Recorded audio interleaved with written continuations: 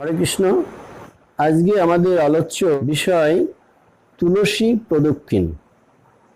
তুলসী প্রদক্ষিণের গুরুত্ব খুব বেশি, কেননা এই তুলসী প্রদক্ষিণ করলে আমাদের যত রকমের পাপ আছে সেই পাপগুলো প্রদক্ষিণ করতে গেলে প্রতি পদক্ষেপে সেই পাপগুলো নাশ হয়ে যায়, এমনকি ব্রহ্ম হত্যাজনিত পাপও ক্ষয়প্রাপ্ত হয়।